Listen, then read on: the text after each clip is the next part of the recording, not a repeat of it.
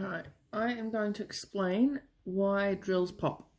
So, I have a few in my work in progress here that are popping. So you can see here, there's another one here, there's another one here, and there's another one here. So, what happens is the areas, let me get my tweezers to point it out a little bit easier so you can see exactly what I'm talking about. So along each line is extremely tight, so that you can see with squares they butt up to one another. So if a drill doesn't make full contact or it has a lot of pressure beside it, it can't go to this way, it can't go this way, it can't go this way, it can't go that way, and it can't go down because the canvas is there. So what will happen is this. It'll just pop itself out because the pressure is that great that it can't go anywhere else. So let me show you how to fix this. Let me just pop a few in. So I'll push them back in, which I'm sure everyone's done many times before. There's another one there, just feeling around. Another one here, another one here. You can see how tight they are. They're extremely close-knit, especially with squares.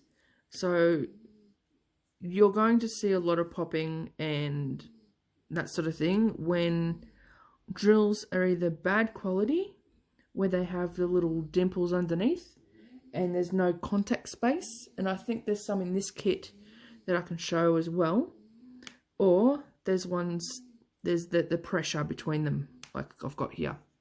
So I've pretty much pushed all those back in. But the way to stop this happening is you can see that there's not much space between each drill. So that's where a straightener comes in. So this is the one I've got on the end of my pen. So there's my pen. And at the end I've got these. I sell these on my website if anyone's interested as well. So what I do, and let me just get some padding up here. Yep, it's all flat. So to give a bit of a buffer space, you just run your pen or your straightener down the end. So you can see it's creating a bit of space between each one. It's a bit of pressure. It's moving them around. It's making sure that there's enough gap between each one. It's chopping off all the junk that's on the sides of the drills that doesn't need to be there. It is pretty much making everything look good. So I'll do it right in front of the camera here so you can see. Yeah, I'll do it this way. Alright, so let's do it on this line. So me pushing in and lifting up, you can see it's got a bit of a gap now. So it's just giving that little buffer. So it pushes it down, straightens the lines, moves them around a little bit, makes it straight. And then you might see some little ones pop up a little bit just because the pressure's there.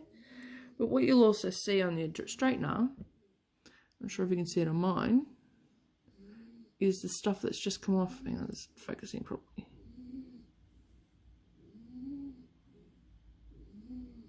Let's see, get it to focus. There we go. So all the crud that's come off the side of the drills. So I think I wiped it off that side, yeah. But that's just rubbish resin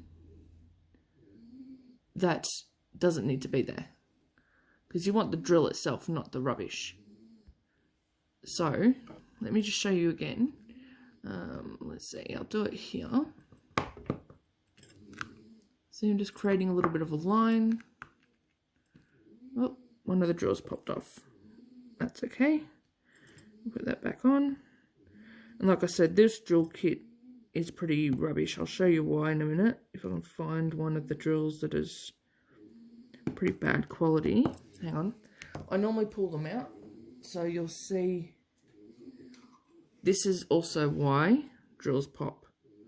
So this is one of the ones I pulled out of the kit that I didn't like. And I don't know if you can see that, but that's actually a pitted drill, so it's not flat on the bottom. So that will never stick to the canvas. So a little bit better. There we go. That will never stick to the canvas. So if you're using drills like that, you're about to have them pop off and they will never stick down. So that's a dud drill. Let's see if I've got another one here. Let's see. Just looking through my trash ones that I've just pulled out. Let's see, there's another one here I've chucked away. This is another thing you'll get with some cheap kits, is the resin doesn't set properly. So in there,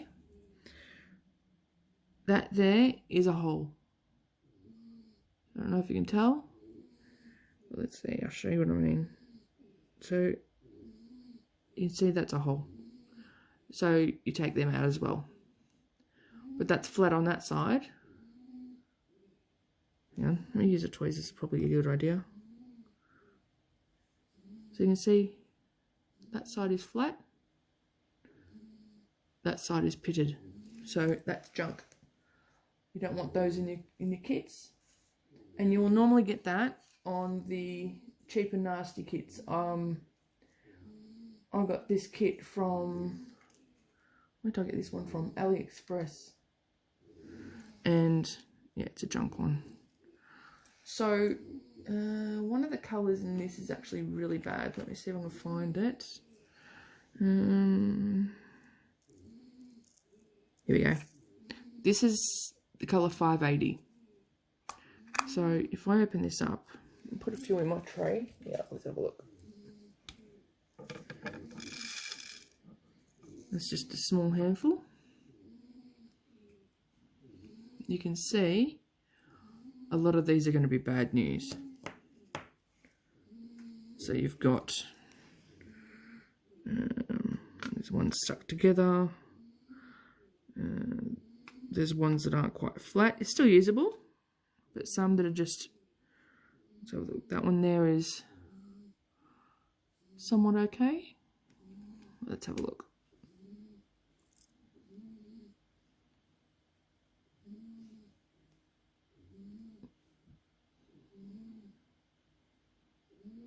So you can see that one there's got a bit of pitting on the bottom. Not sure if you can tell. This is very awkward. There you go, that's a bit better. Let's see, there you go. You can see a bit better there. So it's not totally flat. That one would be okay to use. Whereas, let's have a look at another one. Yeah, there's a few bad ones in here. A few weird colorations. There you go. Here's a bad one here. So let's separate that from the rest. So this one here, you can see that that one there is going to be a bad news to try and use. So if people are using these on their kits, I lost it now. There you go, that one. So if people are using the bad ones on their kits, they will pop and they won't stick down because you're pretty much using something with very minimal surface to stick to a flat surface, and in doing that you're going to have no sticking adhesive sort of base for it, so it's never going to stay down.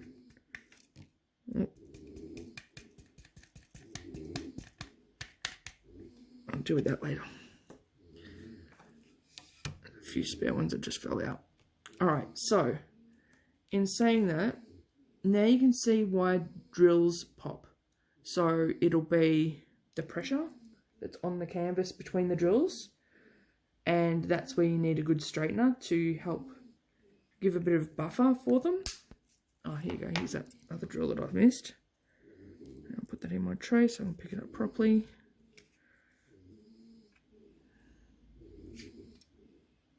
There you go.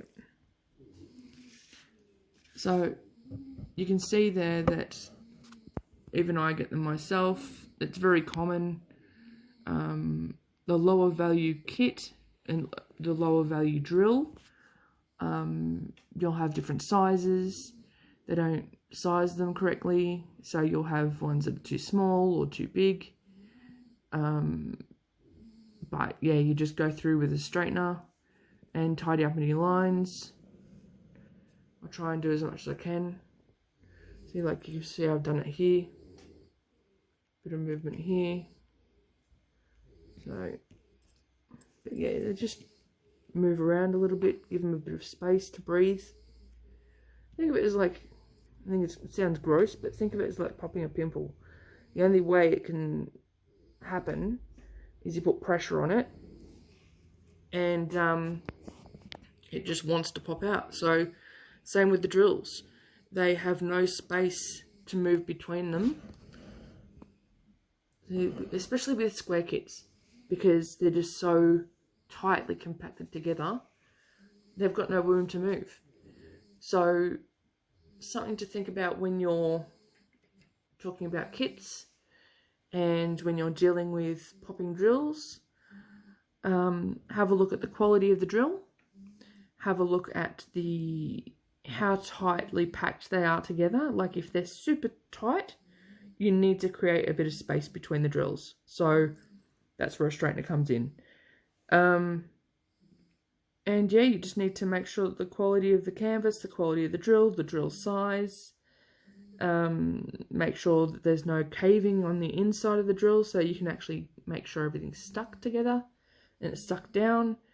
And that should eliminate a lot of the problems with popping drills. So if anyone's got any other questions or tips or anything like that, feel free to post them in the comments, and we will actually do some debunking of some myths and that soon on some canvases I've got, so we can test a few issues that people have had in the past or how to fix issues, and maybe see if we can do a bit of myth busting for diamond painting. So hopefully this helps and explains a little bit why things happen, and a bit of the physics behind it. But hopefully this helps. Alright, have a great night everyone. See ya.